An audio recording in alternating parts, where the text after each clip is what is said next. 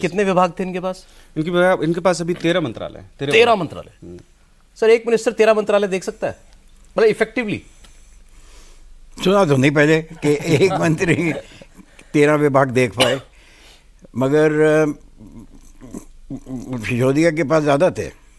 जब वो deputy chief minister थे तो उनके पास ज़्यादा विभाग थे। अब यहाँ एक ऐसे चीफ मिनिस्टर आए जो अपने पास विभाग नहीं रखना चाहते हैं। आज तक सुना है कभी आपने कैसा चीफ मिनिस्टर है जिसके पास कोई विभाग नहीं है? तो इसके पीछे क्या इंटेंशन है इसमें मैं कमेंट नहीं करूँगा। विभाग ना रखने पे क्या कंटेंशन है? लेकिन बहुत ही यूनिक है सर, मतलब चीफ मिनिस्टर अपना विभाग क्यों नहीं रखेगा? विभाग बहुत यूनिक है। क्यों नहीं रखी? कोई मीनिंग नहीं है इसमें। इसमें यही मीनिंग है कि मैं कोई रिस्पॉन्सिबिलिटी नहीं लेता। बिल्कुल। रिस्पॉन्सिबिलिटी जो होगी वो इंडिविजुअल मिनिस्टर्स की होगी। अगर कोई गलती हो जाती है, गड़बड़ी होती है, मैं उनको पकड़ूंगा। अब ये बाई चांस एक सुप्रीम कोर्ट में एक डिसीजन उन्होंने कह दिया कि पार्टी के अगेंस्ट है, तो पार्टी के प्रेसिडेंट को क्यों नहीं पकड़ते? अब इन्होंने कहा ना कि वो पैसा जो है पार्टी ने हुआ इलेक्शन में खर्च किया। तो सुप्रीम कोर्ट एक जज ने कमेंट किया तो अगर ऐसा होता तो तुमको पार्टी का जो हेड है उसको भी मुलजिम बनाना चाहिए। वो इनको मौका मिल गया और इन्होंने केजरीवाल को पकड़ लिया। अदरवाइज ये कहीं नहीं, किसी केस में पकड़े नहीं जाएंगे। इवन जो इनके अपने घर का केस है, जो उसमें भी पीडब्ल्यूडी के चीफ इंजीनियर पकड़े जा रहे हैं कि आपने 1-2 हज़ार कम करके सैंक्शन दे दी, जबकि आपको जाना चाहिए था फाइनेंस में, आप नहीं गए, आपने खुद सैंक्शन कर दिया। 10 लाख या 10 करोड़ आपकी पावर 10 करोड़ से नीचे की पावर आप कर सकते हैं। आपने 10.5 करोड़ करके सैंक्शन कर दिया। वो अभी जांच में फंसेगा तो अफसर ही फंसेगा। अफसर ही हो गए ना उनके अगेंस्ट चार्जशीट हो रही है, उनको तो मिल गए। इनके खिलाफ कुछ नहीं, ये थे ही नहीं। इनके खिलाफ इन्होंने किया ही कुछ नहीं। आप रह रहे हो घर में, आप चीफ मिनिस्टर हो, अगर वो चीफ इंजीनियर बोले, इनके कहने पे हमें ये कहा गया था कि वहाँ 250 पेड़ कट गए, तो 250 पेड़ जिसने काटे वही जवाब देगा ना। चीफ मिनिस्टर तो जवाब दे। मेरे घर पे आप पीडब्ल्यूडी काम कर रही है, मैं एज्यूम करता हूँ कि जो भी कर रही है अकॉर्डिंग टू नियम कर रहे हैं। मैं उनके फाइलें थोड़े देखता हूँ बैठ के। कम से कम अदालतों में मैं यही कहूँगा कि इनका प्ली ये होगा, हाँ आप ठीक ही कर रहे होंगे, तो जवाब तो वो देगा ना जिसने पेड़ काट दिए। तो आप ये देखिए कि विभाग ना रखने का मकसद ये हो सकता है। अब है कि नहीं है मैं कह नहीं सकता हूँ, मगर एक ही चीफ मिनिस्टर। सर सॉरी, आपको रोक रहा हूँ बीच में।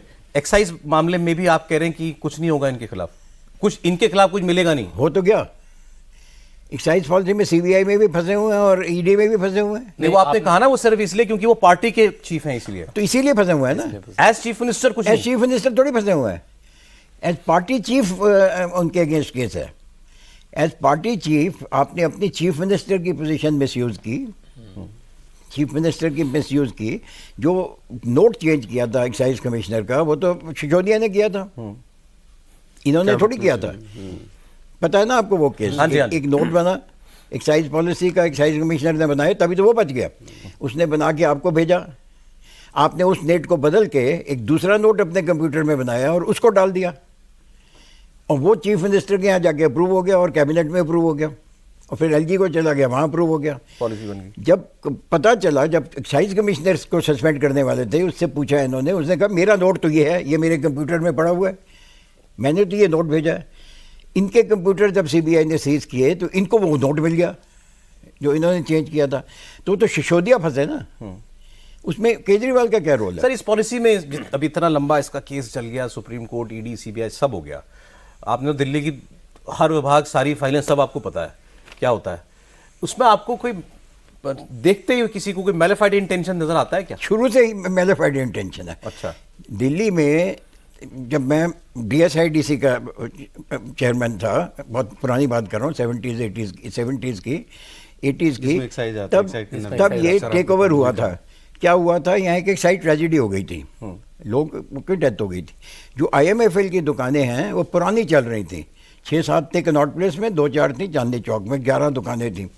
वो उनकी स्ट्रॉन्ग लॉबी थी। उस ज़माने में रूमर ये है कि इनसे कोई बड़ी ब्राइब मांगी गई थी, नहीं तो उन्होंने कहा था हम इसको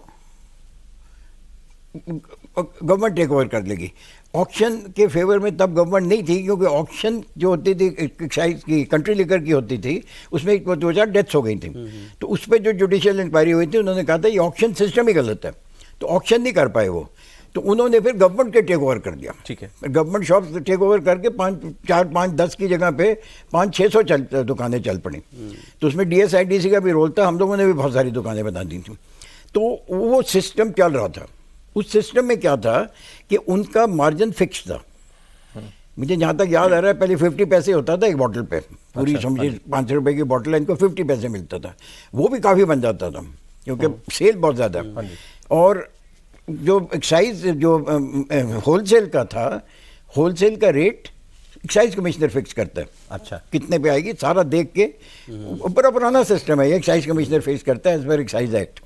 तो यहाँ पे इन्होंने क्या किया, अब एक्साइज कमिश्नर रेट तो फिक्स करे, बट जब ऑक्शन हो रहा है तो मैंने तो आपको 50 लाख रुपए दे दिए ना, तो मुझे वापस भी तो लेने हैं, तो मुझे पता होना चाहिए ना कि मुझे किस रेट पे मिलेगा। तो इन्होंने तब 5% को जो एक्साइज कमिश्नर ने रेकमेंड किया था उसको 12% कर दिया।